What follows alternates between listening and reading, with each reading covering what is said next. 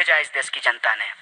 शिक्षा मंत्री को भेजा है शिक्षा की नीति बनाने के लिए, और प्रधानमंत्री को भेजा है इस देश का विकास करने के लिए, संविधान को मजबूत करने के लिए, लोकतंत्र को आगे बढ़ाने के लिए भेजा है, ना कि आप लोकतंत्र को लोकतांत्रिक संस्थाओं में बैठ करके कमजोर करें, इसलिए आपको भेजा गया है।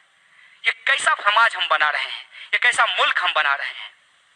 कहा जा रहा है कि विद्यार्थी लोग अननेसेसरी मोदी जी के खिलाफ बोल रहे हैं। क्यों बोलेंगे मोदी जी आपके खिलाफ? आपसे कोई व्यक्तिगत दुश्मनी नहीं है। मैं मानता हूं कि आप भी एक गरीब परिवार से चल करके प्रधानमंत्री देश के बने हैं। हम भी तो उसी गरीब की बात करते हैं, उसी के हक और अधिकार की बात करते हैं। आप हमारा हक और अधिकार दे दीजिए, आपसे हमारा कोई झगड़ा नहीं है। 15 लाख रुपए हमारे अकाउंट में भेज दीजिए।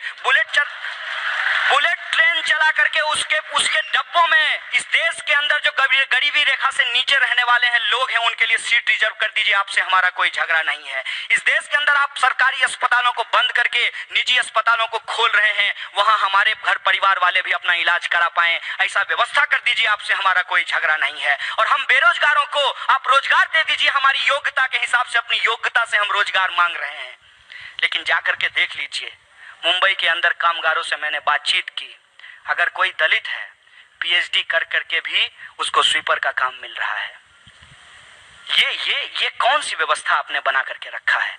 अगर किसी इंसान ने पीएचडी की है तो उसे किसी आप नीति बनाने वाली संस्था में नौकरी दीजिए, किसी विश्वविद्यालय में नौकरी दीजिए, आप उसको स्वीपर का काम दे रहे हैं। और ये बात कोई हवा में नहीं है, तमाम डेटा को आप उठा करके देख लीजिए।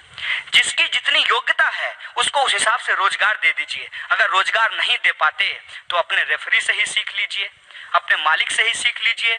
अमेरिका और यूरोप के अंदर जो बेरोजगार लोग हैं, सरकार का काम है उनको रोजगार देना।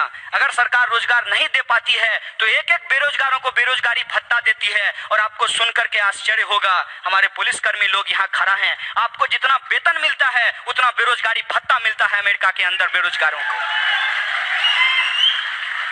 आप कहते हैं कि हम दुनिया का सबसे ताकतवर मुल्क भारत को बनाएंगे। कौन कहता है कि नहीं बनाइए, लेकिन कैसे बनाएंगे? कैसे समाज की परिकल्पना आप करते हैं? आप ऊंच नीच की परिकल्पना अगर समाज में करते हैं तो मान लीजिए कि आपका शरीर देश है और आपका नाक अगर सिर्फ लंबा हो जाए तो आप संतुलित विकास नहीं कर रहे हैं। इस देश के अंदर आप घूम घूम करके देखिए, एक तरफ लोग 5-5 लीटर अपने वॉशरूम में पानी बहा देते हैं फ्लश करके, और दूसरी तरफ 5 लीटर पानी लेने के लिए लोग 20 किलोमीटर चलते हैं। ये इस देश की सच्चाई है। जिसके पास पैसा है वो बोतल बंद डब्बों में पानी पीता है। जिसके पास पैसा है वो सील बंद डिग्री खरीद सकता है। जिसके पास पैसा है वो तमाम तरीके की सुविधाओं को ले सकता है, चाहे वो शिक्षा हो चाहे वो स्वास्थ्य हो। लेकिन जिसके पास पैसा नहीं है वो इंसान होते हुए भी इंसान नहीं है। ये स्थिति इस देश के अंदर बना दी गई है। अगर हम इसकी बात करते हैं तब आप कहते हैं कि आप एंटी नेशनल बात कर रहे हैं। अगर देश के लोगों के हक और अधिकार की बात करना एंटी नेशनल है तो आप कौन सा नेशन बनाना चाहते हैं? इसका मतलब यह है कि एक आप ऐसा नेशन बनाने की कल्पना रखते हैं जिसमें लोगों के लिए कोई जगह नहीं होगी। इसीलिए आज शिक्षा को बेचा जा रहा है। पैसा होता है उतने का रिचार्ज कराता है। कल को शिक्षा भी अगर मोबाइल दुकान पे बिकेगी तो जिसके पास जितना पैसा होगा वो उतना ही शिक्षा ले पाएगा। तो हमारे संवैधानिक अधिकार का क्या होगा?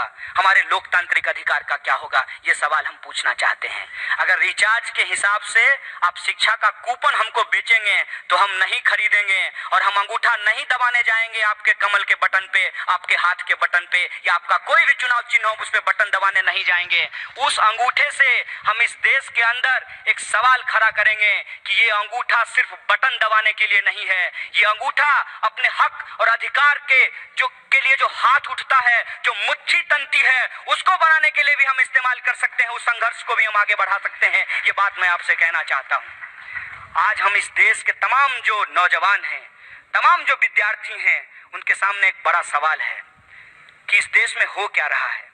इस देश के जो लोग हैं उनकी स्थिति क्या है। आप तमाम इलाकों में घूमिए, 25% मुल्क का भूभाग सूखे से ग्रसित है।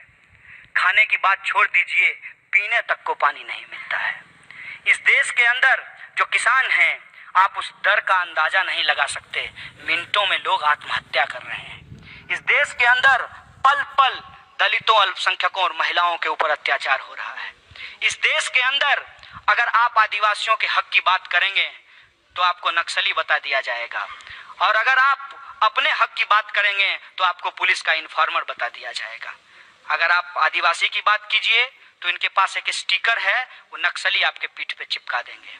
अगर आप दलितों के हक की बात कीजिए तो वह स्टिकर नक्सली से बदल करके कास्टिस्ट हो जाता है, उसके ऊपर चिपका दिया जाएगा। अगर आप सबकी बात करेंगे तो वो स्टिकर कास्टिस्ट से बदल करके एंटी नेशनल होता है, जो आपके पीठ के ऊपर चिपका दिया जाएगा।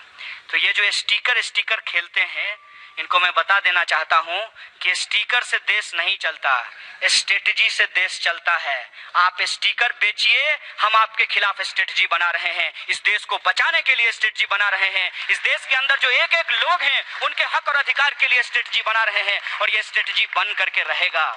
और उसका एक उदाहरण ये है कि आपने तमाम कोशिश की, आपने तमाम तरीके का जो प्रोपेगेंडा है इस देश में फैलाया, लेकिन सच सामने आया और लोग जान गए कि अब की बार फोटोशॉप की सरकार हमने बनाई है। और फोटोशॉप का सच लोग जानने लगे।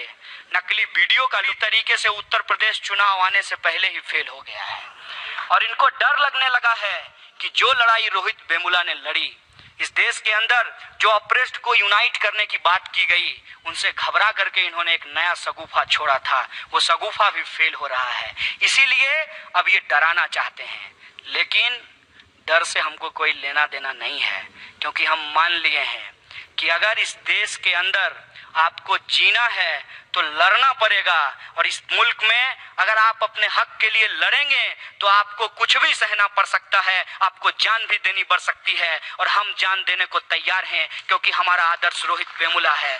और इस संघर्ष में चाहे जो भी हो जाए, लेकिन इस देश के अंदर जो संविधान का मूल्य है, जो हमारी प्रस्तावना कहती है, सबकी समानता की बात की जाएगी, सबके लिए न्याय की बात की जाएगी, सबके हक और अधिकार को सुनिश्चित किया जाएगा, और एक धर्मनिरपेक्ष समता मूलक समाजवादी भारत की रचना की जाएगी। यही हमारी लड़ाई है, यही हमारा संघर्ष है, और इस संघर्ष में हम आगे बढ़ेंगे। और हमें पूरी उम्मीद है कि जिस तरीके का साथ और सहयोग अलग अलग जगह पे लोगों का मिल रहा है, तमाम तरीके के अवरोधों के बावजूद जिस तरह से ये लड़ाई आगे बढ़ी है, हमें पूरा भरोसा है, हम लड़ेंगे, जीतेंगे, यही हमारा कमिटमेंट है। अंतिम बात बोलते हुए अपनी बात को खत्म करना चाहता हूं, क्योंकि हम आंदोलनों की एकता को सुनिश्चित करना चाहते हैं। हमें रंगों से कोई खास मतलब नहीं है, हम जन आंदोलनों की एकता को स्थापित करना चाहते हैं। इसीलिए हमारा आज का नारा है, नहीं रहेंगे अब दबकर बिरसा भगत सिंह अंबेडकर, नहीं रहेंगे अब दबकर